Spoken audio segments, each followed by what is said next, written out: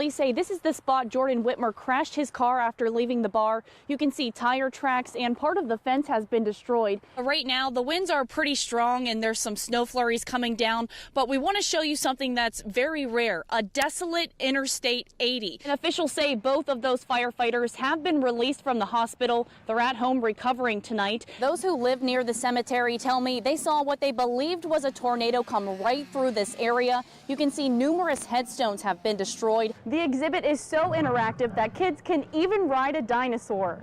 Thefts from this large donation box prompted the store to put this sign on it saying it's being monitored by a camera. For the first time in Pennsylvania, repeat DUI offenders will now be charged with a felony. Someone was working on the furnace here at the one-stop shop when the fire broke out. He says employees and customers were inside. At that time, there was an emotional reaction and tears were shed from both the defendant's family and the victims. It took the jury about 3 hours to find Jonathan Maines guilty of all charges against him. Right now, it is freezing rain. You can probably see it coming down. It's making these roads very slick for drivers.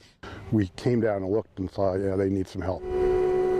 A group of volunteers are picking up the pieces at the Jefferson Cemetery in Clover Township after two twisters, an EF2 and an EF0, struck the county earlier this month. My family and I have taken care of this cemetery for years, and I don't know, I consider it like part of my family. Many of the stones were split from their foundation. Corp Monuments from Du Bois and Alderton Enterprises from Roseville used their special equipment to reset the fallen markers.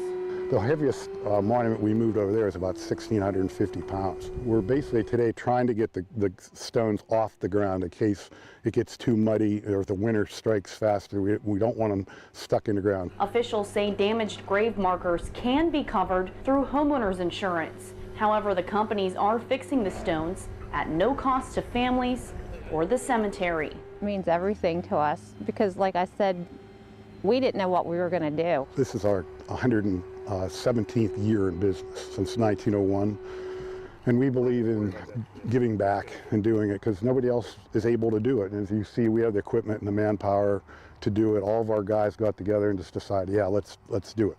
Jen, this location actually ran out today. We saw more than a dozen people stop by the Clearfield County State Health Center to pick up the free naloxone. Now, all of them told us that they were here because in today's world, you just never know when you might need it. To combat the opioid crisis and save lives, health offices around the state distributed free naloxone Thursday. The medication counters opioid overdoses by blocking the opioid's effects on the brain. I actually am a nurse, and I've worked in a drug and alcohol rehab, and we use the same naloxone. I think it's life-saving. I think it's amazing that they're giving it away. After watching a training video on how to administer it, the nozzle in either nostril until your fingers touch the bottom. People were given a box of Narcan nasal spray with 2 doses inside. I've seen firsthand the effects that drugs have on people and how it's torn families apart. And I really believe that this is something that might aid in their recovery. The executive director of Clearfield EMS sees overdoses every day. I was throwing away more Narcan than I was using. Now we can hardly keep it in stock. So over the 25 years, it's gotten worse. Wigfield says his department buys all the drugs they supply on their ambulances, including Narcan. He says he doesn't believe giving it away for free will fix the drug epidemic. If it saves somebody's life, that's great, because that's what we're here for, is to save lives. But I just don't think it's going to solve the problem. Over the past 4 years, more than 20,000 people in the state have been revived by using naloxone. With those kinds of odds, people say it's better safe than sorry. I mean, you could be driving down the street and someone could need it, and you could be there to help save their lives. You never know when this might happen. You may be at a local store and you may see it happen. This is what's delivered to Maddox Hyde's house every day. Hundreds, I'm guessing.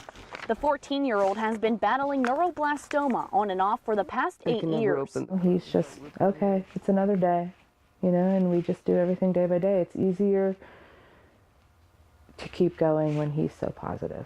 To lift his spirits, the community started sending him Christmas cards. But where they're from stretches far beyond Pennsylvania. Oh, these cards are becoming a little overwhelming. Around the U.S. and other countries. Happy holidays from Kilbuck, Ohio. They take up the couch, the table, and even hang from the ceiling. I'm excited to see where each card comes from, and I'm also happy to see how many people care.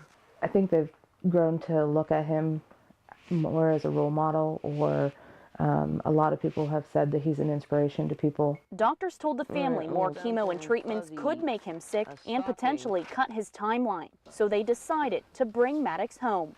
Keep fighting. Merry Christmas. We haven't given up. You know, he's still here and he's still positive. He's still convinced there's something out there that's going to help him.